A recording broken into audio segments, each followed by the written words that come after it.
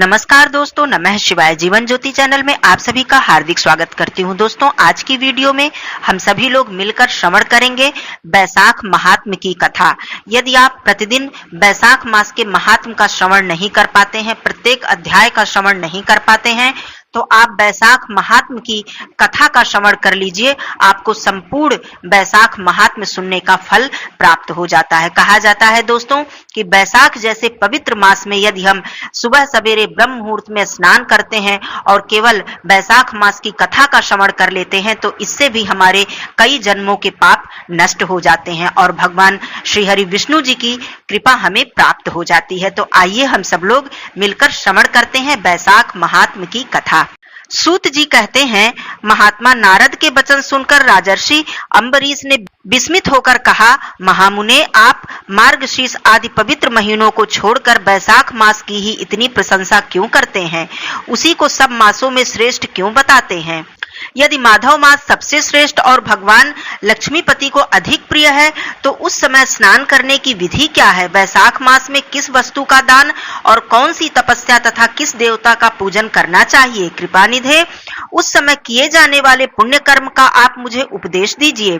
सद्गुरु के मुख से उपदेश की प्राप्ति दुर्लभ होती है। उत्तम देश और काल का मिलना भी बड़ा कठिन होता है। राज्य प्राप्ति आदि दूसरे कोई भी भाव हमारे हृदय को इतनी शीतलता प्रदान नहीं करते जितनी कि आपका यह समागम। नारद जी ने कहा, राजन सुनो, मैं संसार के हित के लिए तुमसे माधव मास की विधि का वर्णन करता हूँ। जैसा कि पूर्व काल में ब्रह्मा जी ने बतलाया था, पहले तो जीव का भारतवर्ष में जन्म होना ही दुर्लभ है, उससे भी दुर्लभ है वह मनुष्य की योनि में जन्म लेना। मनुष्य होने पर भी अपने अपने धर्म के पालन में प्रवृत्ति होनी तो और भी कठिन है, और उससे भी अत्यंत दुर्लभ है भगवान वासुदेव में भक्ति, और उसके होने पर भी माधव मास में स्नान आदि का सुयोग मिलना तो और भी कठिन है। माधव मास लक्ष्मीपति को बहुत ही प्रिय है। माधव बैसाख मास को पाकर जो विधि पूर्वक स्नान, दान और जप आदि का अनुष्ठान करते हैं, वे ही मनुष्य धन्य एवं कृतकृत्य हो जाते हैं। उनके दर्शन मात्र से पापियों के पाप दूर हो जाते हैं और वे भगवत भाव से भावित होकर धर्माचरण के अभिलाषी बन जाते हैं। बैसाख मास में जो एकादशी से लेकर पूर्णिमा तक अंतिम 5 दिन हैं, वे समूचे महीने के समान महत्व रखते हैं। राजेंद्र, जिन लोगों ने बैसाख मास में भली भांति उपचारों द्वारा मधु दैत्य को मारने वाले भगवान लक्ष्मीपति का पूजन कर लिया, उन्होंने अपने जन्म का फल प्राप्त कर लिया। भला कौन सी ऐसी अत्यंत दुर्लभ वस्तु है जो बैसाख स्नान तथा विधि पूर्वक भगवान के पूजन से प्राप्त नहीं होती? जिन्होंने दान, होम, जप, तीर्थ में प्राण त्याग तथा संपूर्ण पापों का नाश करने वाले भगवान श्री नारायण का ध्यान नहीं किया, उन मनुष्यों का जन्म इस संसार में व्यर्थ ही समझना चाहिए। जो धन के रहते हुए भी कंजूसी करते हैं, दान आदि किए बिना ही मर जाते हैं, उनका धन व्यर्थ है। हे राजन, उत्तम कुल में जन्म, अच्छी मृत्यु, श्रेष्ठ भोग, सुख, सदा दान करने में अधिक प्रसन्नता, उदारता तथा उत्तम धैर्य, ये सब कुछ भगवान श्री हरि विष्णु जी की कृपा से ही प्राप्त होते हैं। महात्मा नारायण के अनुग्रह से ही मनोवांछित सिद्धियां मिलती हैं। जो कार्तिक में, माघ में तथा माधव को प्रिय लगने वाले बैसाख मास में स्नान करके मधुहंता लक्ष्मीपति दामोदर की विशेष विधि के साथ भक्ति पूर्वक पूजा करता है और अपनी शक्ति के अनुसार दान देता है, वह मनुष्य इस लोक का सुख भोग कर अंत में श्री हरि के पद को प्राप्त कर लेता है। भूप, जैसे सूर्योदय होने पर अंधकार नष्ट हो जाता है, उसी प्रकार बैसाख मास में प्रातः स्नान करने से अनेक जन्मों की उपार्जित पाप राशियां नष्ट हो जाती हैं। यह बात ब्रह्मा जी ने मुझे बताई थी। भगवान श्री विष्णु ने माधव मास की महिमा का विशेष प्रचार किया है, अतः इस महीने के आने पर मनुष्यों को पवित्र करने वाले पुण्य जल से परिपूर्ण गंगा तीर्थ, नर्मदा तीर्थ, यमुना तीर्थ अथवा सरस्वती तीर्थ में सूर्योदय से पहले स्नान करके भगवान मुकुंद की पूजा करनी चाहिए। इससे तपस्या का फल भोगने के पश्चात अक्षय स्वर्ग की प्राप्ति होती है। भगवान श्री नारायण अनामय रोग व्याधि से रहित हैं। उन गोविंद देव की आराधना करके तुम भगवान का पद प्राप्त कर लोगे। हे राजन, देवाधिदेव लक्ष्मीपति पापों का नाश करने वाले हैं। उन्हें नमस्कार करके चैत्र की पूर्णिमा को इस व्रत का आरंभ करना चाहिए। व्रत लेने वाला पुरुष यमनियों का पालन करे, शक्ति के अनुसार दान दे, हविष्यान्न भोजन करे, भूमि पर सोए, ब्रह्मचर्य व्रत में दृढ़ता पूर्वक स्थित रहे तथा हृदय में भगवान श्री हरि नारायण का ध्यान करते हुए तपस्याओं के द्वारा शरीर को तपाए।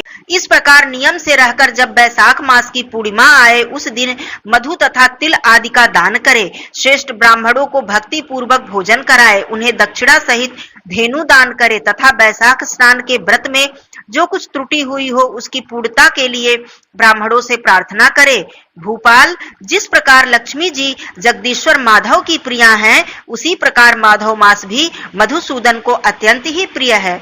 इस तरह उपर्युक्त नियमों के पालन पूर्वक 12 वर्षों तक बैसाख स्नान करके अंत में मधुसूदन की प्रसन्नता के लिए अपनी शक्ति के अनुसार व्रत का उद्यापन करें। हे अम्बरीश, पूर्व काल में ब्रह्मा जी के मुख से जो कुछ मैंने सुना था वह सब बैसाख मास का महात्म मैंने तुम्हें बता दिया। अम्बरीश ने पूछा, मुने, स्नान में परिश्रम तो बहुत थोड़ा है, फिर भी उससे अत्यंत दुर्लभ फल की प्राप्ति कैसे होती है?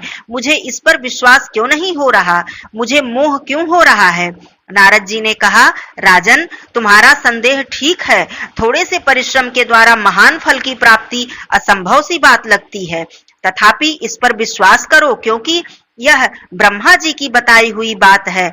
धर्म की गति सूक्ष्म होती है, उसे समझने में बड़े बड़े पुरुषों को भी कठिनाई होती है। श्री हरि की शक्ति अचिंत्य है, उनकी कृति में विद्वानों को भी मोह हो जाता है। विश्वामित्र आदि क्षत्रिय थे, किंतु धर्म का अधिक अनुष्ठान करने के कारण ब्राह्मणत्व को प्राप्त हो गए। अतः धर्म की गति अत्यंत सूक्ष्म है। हे भूपाल, तुमने सुना होगा अजामिल अपनी धर्म पत्नी का परित्याग करके सदा पाप के मार्ग पर ही चलता था, तथापि मृत्यु के समय उसने केवल पुत्र के स्नेहवश नारायण कहकर पुकारा, पुत्र का चिंतन करके नारायण का नाम लिया, किंतु इतने से ही उनको अत्यंत दुर्लभ पद की प्राप्ति हो गई। जैसे अनिच्छा पूर्वक भी यदि आग का स्पर्श किया जाए तो वह शरीर को जला ही देती है, उसी प्रकार किसी दूसरे के निमित्त से भी यदि श्री गोविंद का नाम उच्चारण किया जाए तो वह पाप राशि को भस्म कर डालता है। जीव विचित्र हैं, जीवों की भावनाएं भी विचित्र हैं, कर्म विचित्र है तथा कर्मों की शक्तियां भी विचित्र हैं। शास्त्र में जिसका महान फल बताया गया है वही कर्म महान है, फिर वह अल्प परिश्रम से साध्य हो या अधिक परिश्रम से। छोटी सी वस्तु से भी बड़ी से बड़ी वस्तु का नाश होते देखा जाता है। जरा सी चिंगारी से बोझ के बोझ तिनके स्वाहा हो जाते हैं। जो श्री कृष्ण के भक्त हैं उनके अनजान में ही किए हुए हजारों हत्याओं से युक्त भयंकर पातक तथा चोरी आदि पाप भी नष्ट हो जाते हैं। वीर, जिसके हृदय में भगवान श्री हरि विष्णु जी की भक्ति है, वह विद्वान पुरुष यदि थोड़ा सा भी पुण्य कार्य करता है तो वह अक्षय फल देने वाला होता है।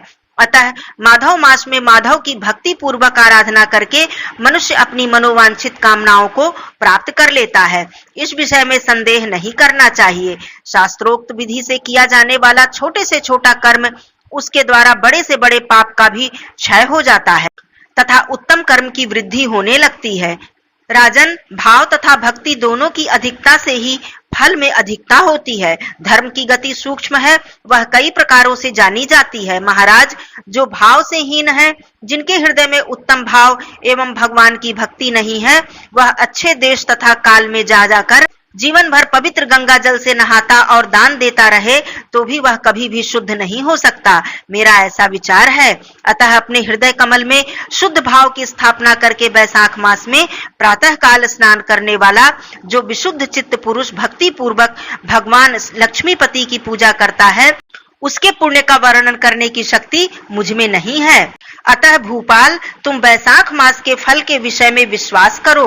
छोटा सा भी शुभ कर्म सैकड़ों पाप कर्मों का नाश करने वाला होता है। जैसे हरि नाम के भय से राशि राशि पाप नष्ट हो जाते हैं, उसी प्रकार सूर्य के मेष राशि पर स्थित होने के समय प्रातः स्नान करके तीर्थ में भगवान की स्तुति करके मनुष्य अपने समस्त पापों का नाश कर लेता है। जिस प्रकार गरुड़ के तेज से सांप भाग जाते हैं, उसी प्रकार प्रातः काल बैसाख स्नान करने से पाप पलायन कर जाते हैं। यह निश्चित बात है, जो मनुष्य मेष राशि के सूर्य में, गंगा या नर्मदा के जल में नहाकर 1 या 2 या तीनों समय भक्ति भाव के साथ पाप प्रशमन नामक स्तोत्र का पाठ करता है, वह सब पापों से मुक्त होकर परम पद को प्राप्त कर लेता है।